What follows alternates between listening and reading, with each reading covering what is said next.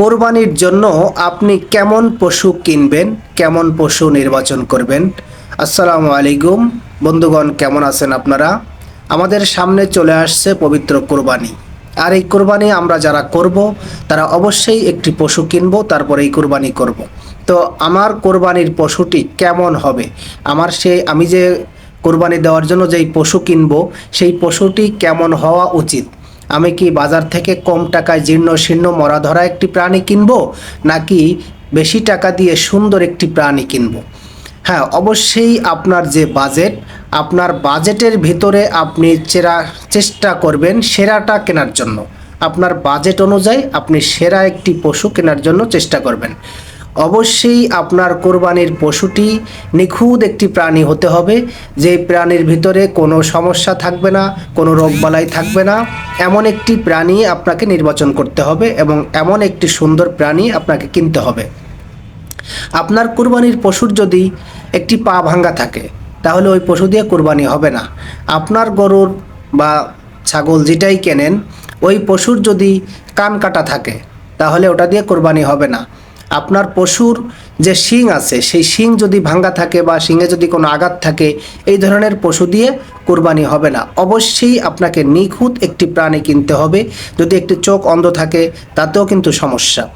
এক কথায় আপনি আল্লাহর জন্য কোরবানি করছেন, অবশ্যই চেষ্টা করবেন যে আল্লাহ যিনি আমাদের স্রষ্টা, অবশ্যই তার জন্য আমরা ভালো কিছু দেওয়ার জন্য চেষ্টা করব।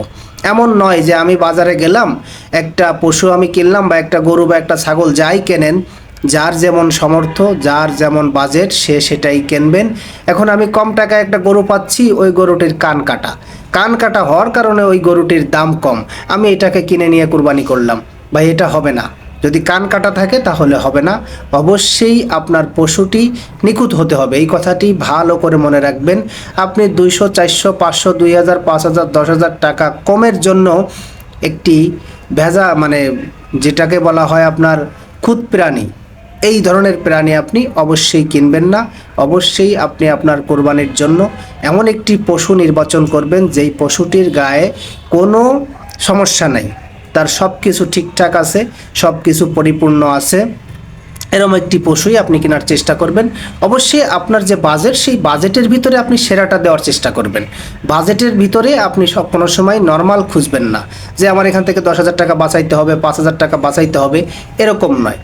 এই জিনিসগুলো অবশ্যই খেয়াল রাখবেন যে গরুর হাত পা কোনো কিছু যদি ভাঙ্গা থাকে, শিং ভাঙ্গা থাকে, কান কাটা থাকে, চোখ অন্ধ থাকে, এ ধরনের পশু দিয়ে কোরবানি হবে না। তাই সুন্দর নিখুঁত দেখে একটি প্রাণী কেনার চেষ্টা করবেন, এটাই হচ্ছে আমার অনুরোধ। আপনি লাখ টাকা দিয়ে একটি গরু কিনবেন, অনেক টাকা ব্যয় করবেন, আর সেই পশুটি যদি কোরবানি দেওয়ার পরে আপনার কোরবানিটি সহি না হয়, তাহলে আপনার এই টাকাগুলো সব জলে চলে গেল, এই টাকাগুলো আপনার সব বিফলে চলে গেল। তাই অবশ্যই আপনি চেষ্টা করবেন যেন আপনার এই কষ্ট অর্জিত টাকাগুলো দিয়ে আপনি সুন্দর একটি প্রাণী কিনে সেই প্রাণীটিকে কুরবানি দিতে পারেন। আর যদি আপনার টাকা হালাল তো হতেই হবে, আপনি যদি হালাল পন্থায় উপার্জন করে হালাল টাকা দিয়ে কুরবানি না দেন, তাহলে ও কুরবানি দেওয়ার কোনো মানেই হবে না, শুধু গোশত খাইতে পারবেন।